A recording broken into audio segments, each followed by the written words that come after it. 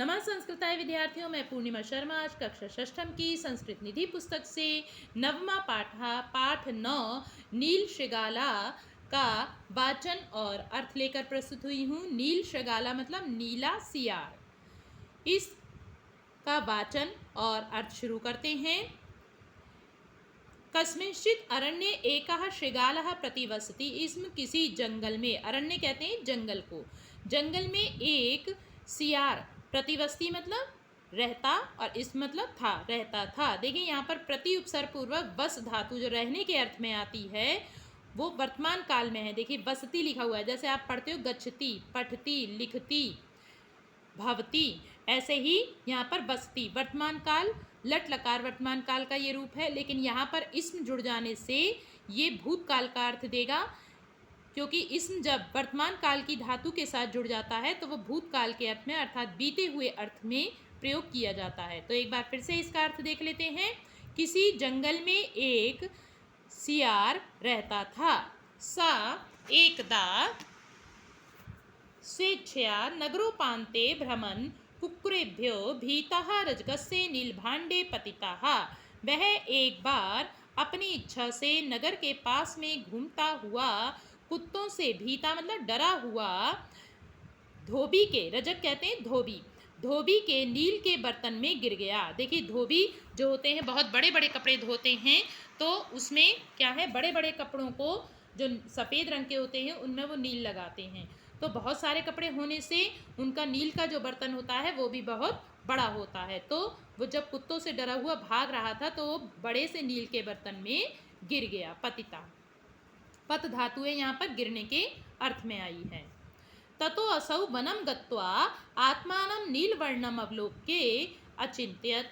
तब इसने, किसने, जो नीला, जो सियार था जो नीले रंग का हो गया था नील के बर्तन में गिरने से, तब इसने वन को जाकर अपने नीले रंग को अवलोक्य मतलब देखकर, अचिंत्य सोचा, अहम इदानीम उत्तम वर्णा, मैं इस समय सबसे उत्तम रंग का हो गया हूँ। यानी कि और सियारों का रंग नीला नहीं है, केवल इसी सियार का रंग नील के बर्तन में गिरने से नीला रंग का हो गया है।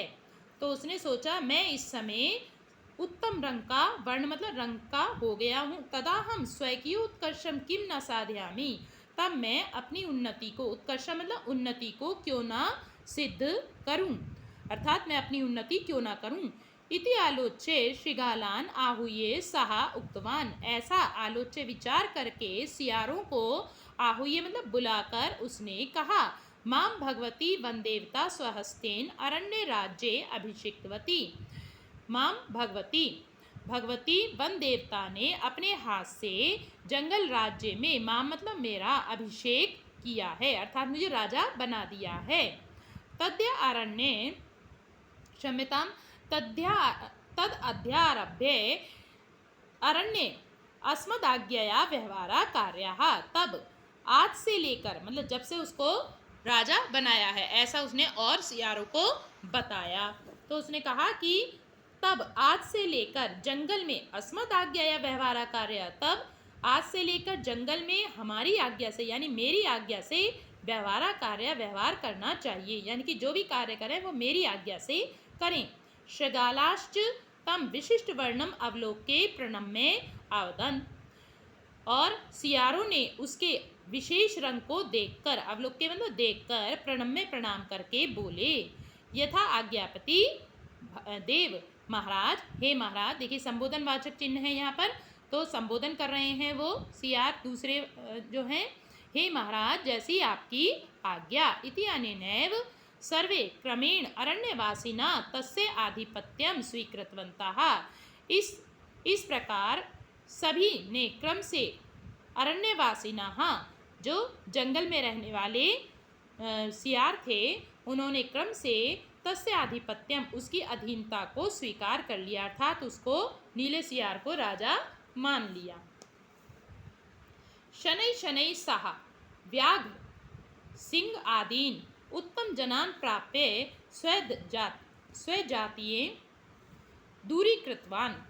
शनै शनै धीरे धीरे उसने व्याघ्र, सिंह आदि उत्तम प्राणियों को प्राप्त करके अपनी जाति से, स्वजातियान अपनी जाति से दूर कर दिया। यानी कि जो जंगल का राजा कौन होता है? शेर होता है।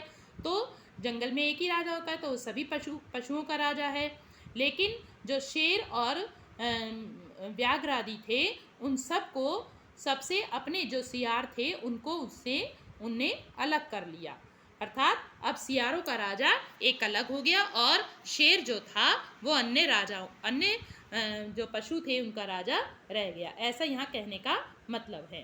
तो एक बार फिर से इस लाइन को देख लेते हैं। धीरे धीरे उसने, किसने? नीले सियार ने, व्याघ्र सिंहादीन, व्याघ्र सिंह आदि उत्तम उत्तम प्राणियों को प्राप्त करके स्वजातियान अपनी जाति से दूर कर लिया। अपनी जाति के, अर्थात उसकी जाति क्या हुई? सियार।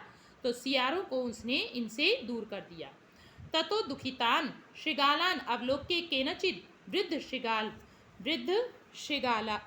शृगालम एतत् प्रतिज्ञातम। तब दुखी सियारों को देखकर किसी बूढ़े सियार ने यह प्रतिज्ञा की। अब बूढ़े सियार ने, बूढ़ा सियार जो था उसने क्या प्रतिज्ञा की? देखिए, यथा अयम व्याघ्रादि भी परिचितो भवे, जिससे यह व्याघ्र आदि से परिचित हो जाए, तथा उपायम करिष्यामि, वैसा उपाय करूँगा। यतः एते व्याघ्रादया अस्ते वर्णमात्रेण विप्रलब्धाः संताः, क्योंकि ये व्याघ्र आदि इसके वर्ण मात्र से यानी रंग मात्र से, विप्लब्धा मतलब ठगे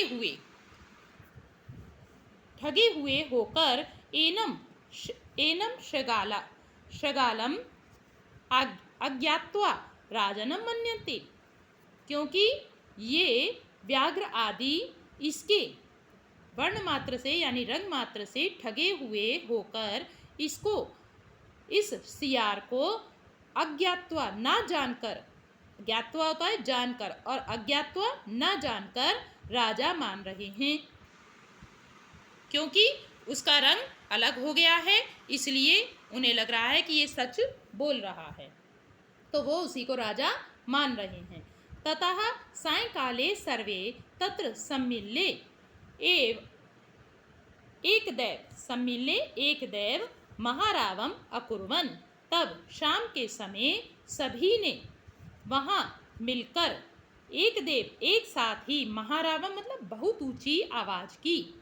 तम शब्दम श्रुत्वा सा नीलशृगालो अपि जाति स्वभावात् तई सह शब्दम अकरोत्। उस शब्द को, उस आवाज को, जो बहुत तेज आवाज की, उस आवाज को सुनकर वह उस नीले सियार ने भी जाति स्वभाव के कारण उनके साथ, तई से उनके साथ जो बाकी सियार आवाज कर रहे थे उनके साथ शब्दम अकरोत आवाज की। देखिए, जब एक बार कुत्ते भौंकते हैं तो सारे कुत्ते भौंकते हैं, है ना? तो ऐसे ही जो एक ही जाति के जैसे चिड़ियाँ बोलती हैं तो सारी चिड़ियाँ बोलती हैं, तो ऐसे ही जो सियार थे वो उन्होंने बहुत तेज आवाज़ की, तो अपनी जाति के जो सियार थे उनकी आवाज़ को सुनकर उस सियार ने भी अपनी जाति के स्वभाव के कारण उनके साथ आवाज़ की। एक बार फिर से इस लाइन का देखते हैं। तम शब्दम श्रुत्वा, उस शब्द को, उस आवाज़ को, शब्द मतलब आवाज़ को सुनकर उस नीले सियार ने भी जाति स्वभाव के कारण उनके साथ शब्द यानी आवाज़ की।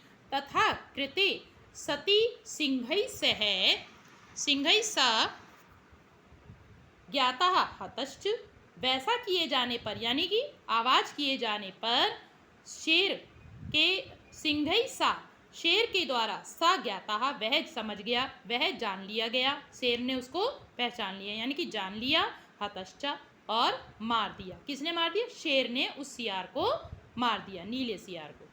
यत, क्योंकि यह स्वभावो ही यस्यास्ति स नित्यम दुरतिक्रमा, क्योंकि जो जिसका स्वभाव है, यस्य अस्ति, जो यस्य मतलब जिसका स्वभावो अस्ति स्वभाव है, स नित्यम वह, नित्यम मतलब हमेशा, दुरतिक्रमा मतलब कठिनता से दूर करने योग्य है। जो जिसका स्वभाव होता है उसे आसानी से दूर नहीं किया जा सकता। आज के लिए इतना ही। अगली वीडियो में इस पाठ के अभ्यास कार्य और शब्दार्थ के साथ हम मिलेंगे। धन्यवाद।